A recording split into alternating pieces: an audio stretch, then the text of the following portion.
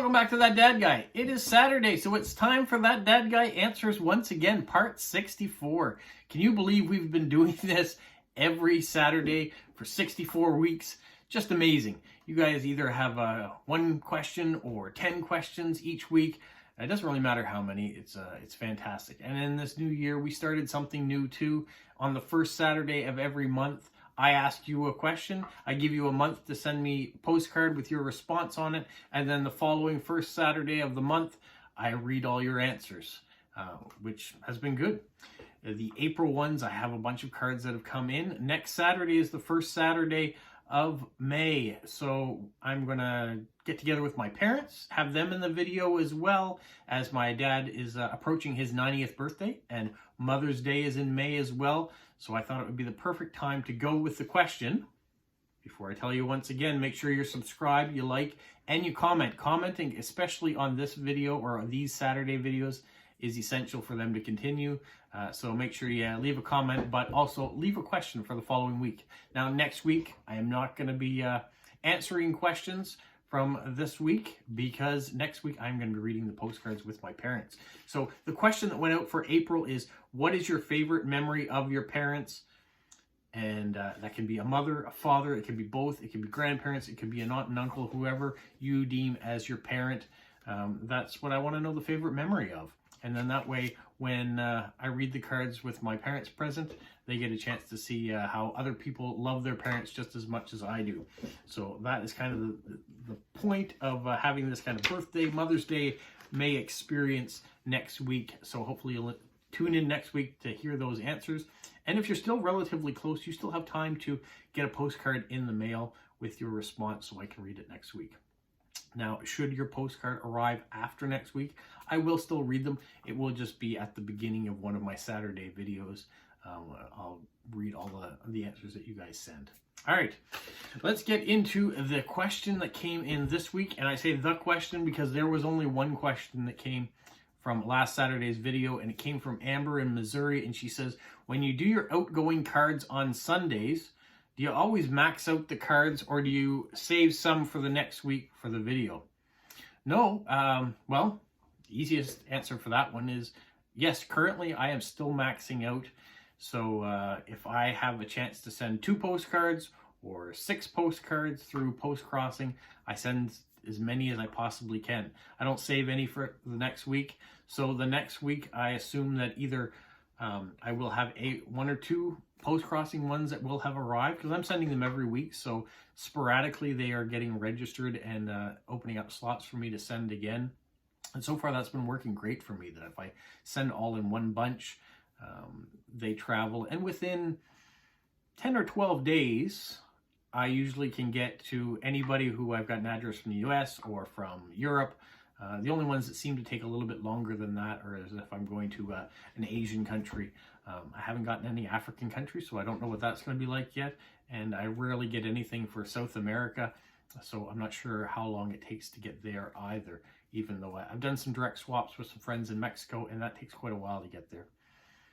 So yeah, so that's what I do. I max them out. Now, I have a maximum of 16 cards that I can send now. I'm still early on. I've been doing post-crossing now for 2 years, and I've gotten to the point where I can send 16. I'm pretty happy about that.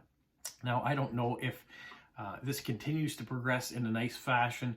If I get to the point where I'm allowed to have 30 or 40 cards traveling all at once, whether or not I would be maxing out every week. That would depend on the budget. It depends on where I am in my life and what's going on. But right now I can still manage with the number of cards that come through, plus keep up with my direct swaps that I have going. I haven't been doing a lot of new direct swaps, nor has anyone really been asking for it. So I'm fine with that, because I tend to be putting out about, I don't know, 15 to 20 cards I mail every week. That includes my direct swaps and my official post-crossing ones. So I think that's a good amount right now. I have had weeks where it's been much higher. And it all depends on how many cards I have coming in that week too. But yeah, some weeks not so high. But usually no fewer than 10. If you watch my Sunday videos, I send out quite a few cards. And right now I still can keep up with that. I'm happy with it. And it's been a lot of fun.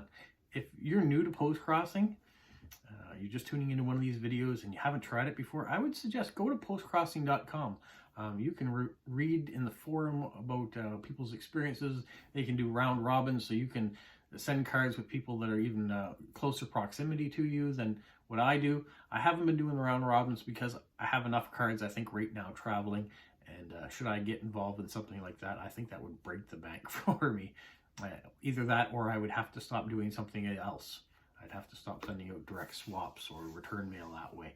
And I don't really want to do that. I've gotten some great friends through pen paling, and we have that understanding, I think, with anyone that I've direct swapped with, that if you don't get a card or I don't get a card from you for several months, I'm okay with that. When you get a chance to rate me, that's great. I'll rate you back when I get it. But I don't have to have a card from you every week if you don't want to send me one. And I have some people that I'm very fortunate enough that do send me lots of cards, and I send them one card back for whatever I receive that week. So if I happen to get 5 cards from them all in 1 week, I'm only sending 1 back. So I think they understand that I probably don't send as many cards as they do, but it's not that I don't appreciate what they do as much. It's just that I try to keep everything within my budget. And so that's where I'm at. It's a great question, though, because I know there are some people out there that have been doing this for a very long time, and so they have high maximums. Caroline, for example, in France, I think her maximum is 100 cards that she can send out. So I know she doesn't max out her cards, but when she does get into that mood and that zone, she sends out quite a few cards. But she doesn't do as many direct swaps either. So there's a trade-off for it that you have to be able to do. That if you only want to do post-crossing, that's what you get. You keep sending cards to strangers. I like those relationships that you start to build. I like sending cards to the strangers and showing off what Atlantic Canada has to offer. A lot of cards I send are from this area of the country, and I enjoy promoting that. But I also like cultivating those relationships that we've had now over a couple of years, and learning new things. I talk to people through Instagram as well as sending postcards.